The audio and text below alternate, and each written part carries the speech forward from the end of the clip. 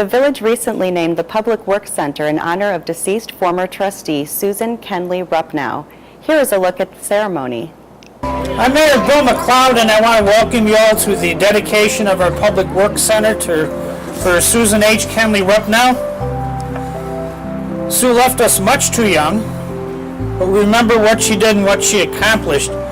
She grew up in a family that stressed the fact that you have an obligation to provide service to the community you live in and not just reside in a house. She learned this from her father, John, and her mother, Frances.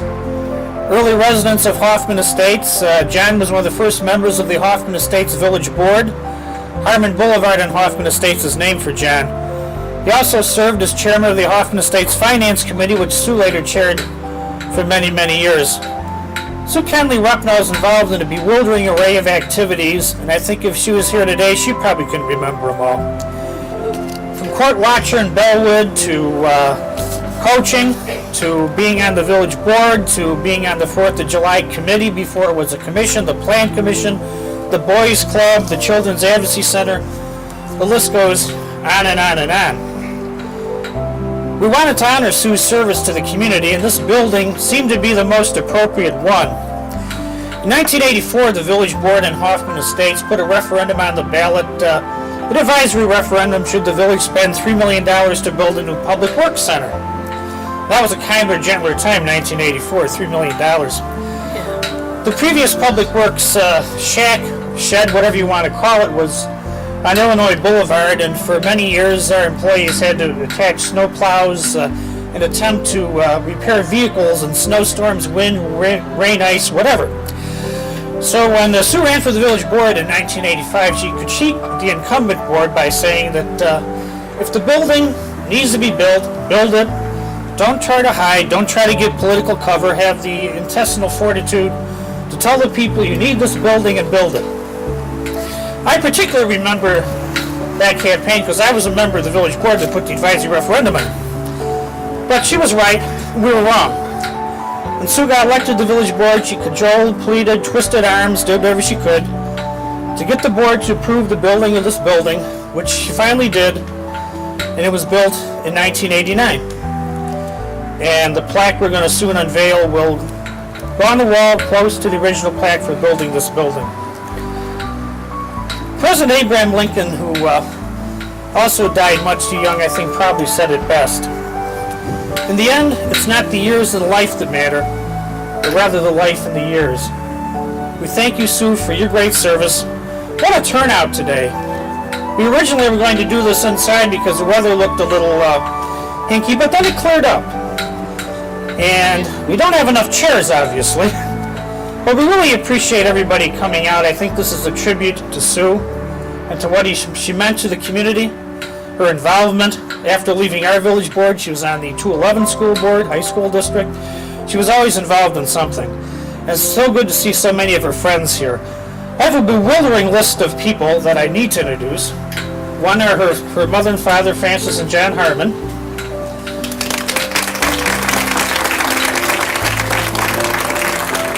Her daughter, Chris Butel, and her husband, Jeff. And granddaughter, Megan. And Sue's son, Scott. And her daughter, Kathy. I think this is just a demonstration of what Sue meant to the community. Thank you all for coming. Without any further ado, can Chris Kenley-Rupnow come up and speak? Chris? From my grandfather, John Harmon's time on the village board, to my grandparents, John and Frances, being the first grand marshals of the first 4th of July parade.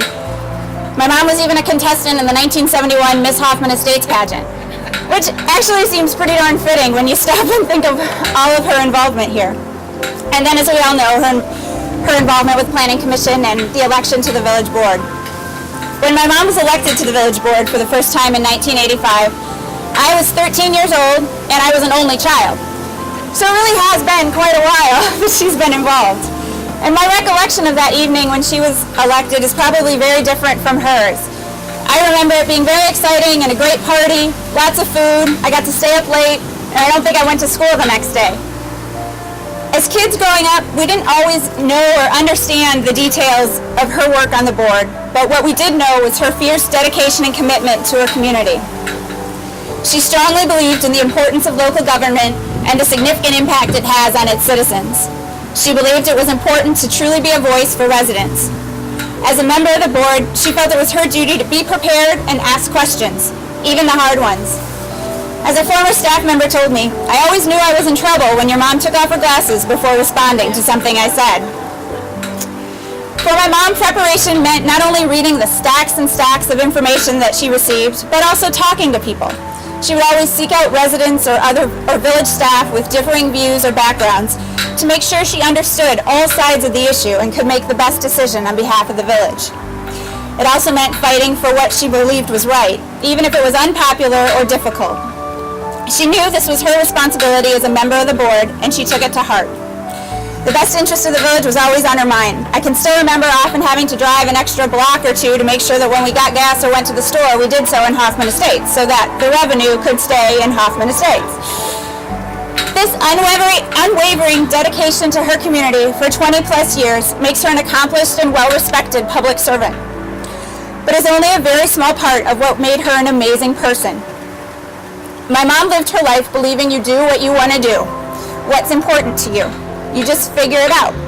She never really worried about not having the time. She always made the time for everything. Girl Scouts, Cub Scouts, tennis meets, soccer meets, cross-country meets, choir concerts, and the village board, and the Children Advocacy Center, and District 211. The list just goes on and on.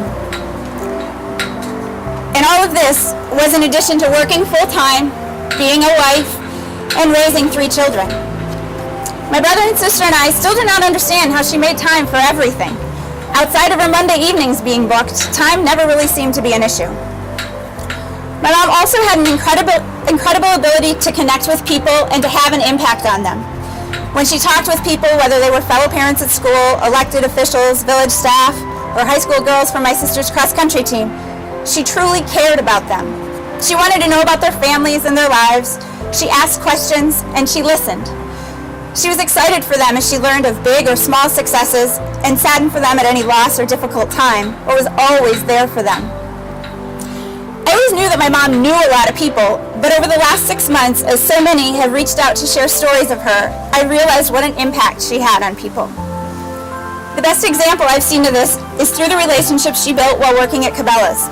My mom began working at Cabela's in August of 2007, and she was battling her cancer the entire time she was there.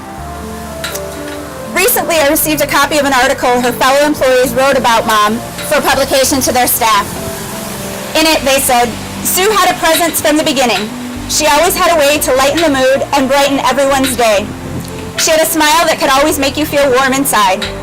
She has made a lasting impact for the many people that had the opportunity to get to know her. Sue will be the voice in our heads, always pushing us to strive for greater things, and for that we will be forever grateful.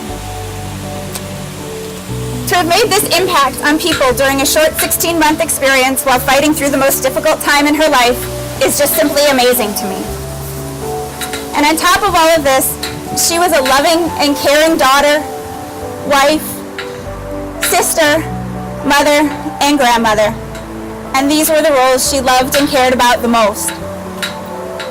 My mom's ability to be a wonderful mother to the people who knew her and an impact on the community are an inspiration to me. These are things that I hope to emulate and be able to pass on to my daughter.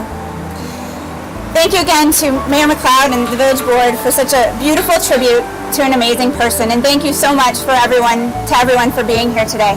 Thank you.